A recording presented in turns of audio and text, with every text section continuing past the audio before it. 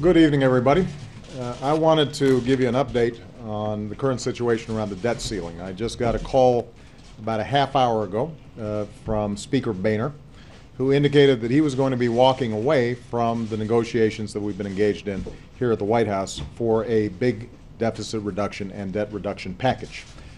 And I thought it would be useful for me to just give you some insight into where we were and why I think that we should have moved forward with a big deal.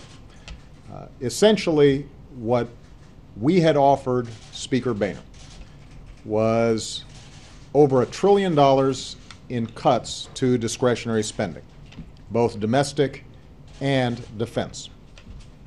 We then offered an additional $650 billion in cuts to entitlement programs, Medicare, Medicaid, Social Security. We believed that it was possible to shape those in a way that preserved the integrity of the system, made them available for the next generation, and did not affect current beneficiaries in an adverse way. In addition, what we sought was revenues that were actually less than what the Gang of Six signed off on. So you had a bipartisan group of senators, including Republicans who are in leadership in the Senate, calling for what effectively was about $2 trillion above the Republican baseline that they've been working off of.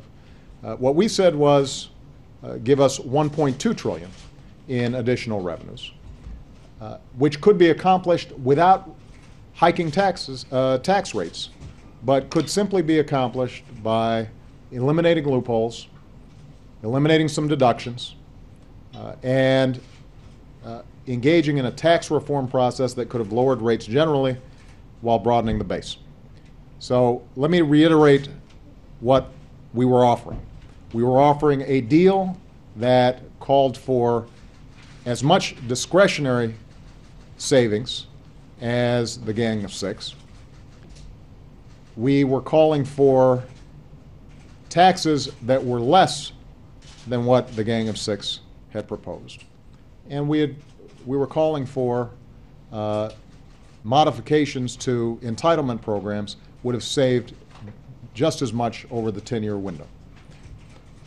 In other words, this was an extraordinarily fair deal. If it was unbalanced, it was unbalanced in the direction of not enough revenue. But in the interest of being serious about deficit reduction, I was willing to take a lot of heat from my party, and I spoke to Democratic leaders yesterday, and although they didn't sign off on a plan, they were willing to engage in serious negotiations, despite a lot of heat from a lot of interest groups around the country, in order to make sure that we actually dealt with this problem.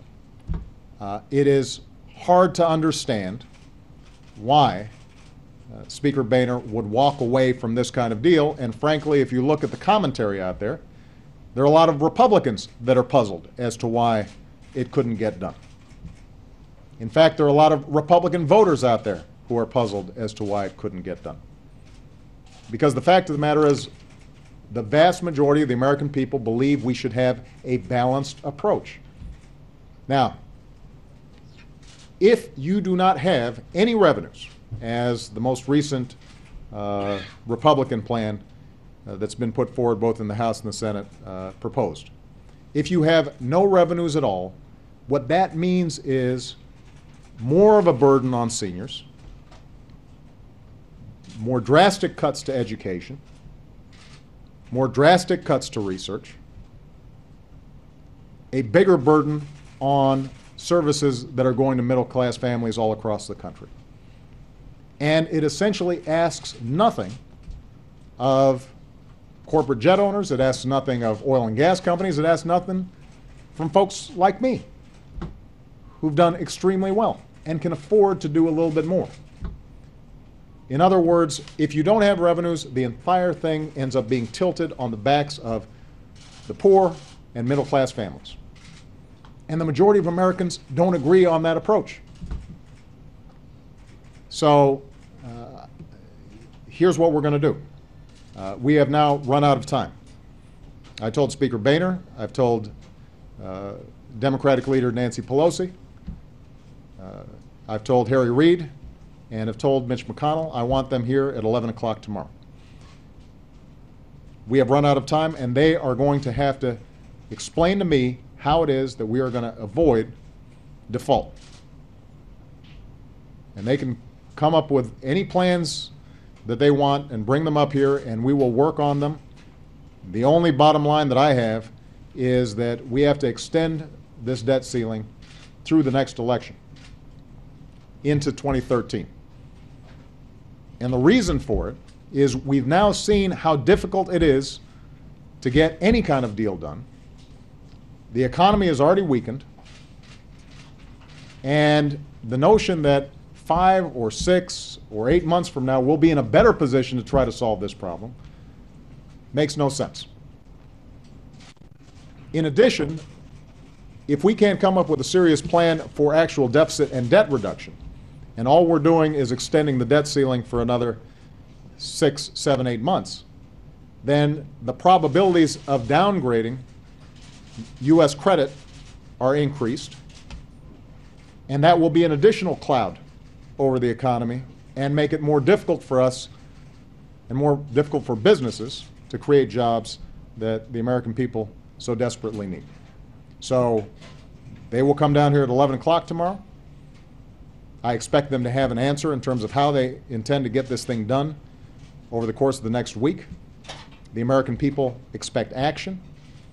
I continue to believe that a package that is balanced and actually has serious debt and deficit reduction is the right way to go.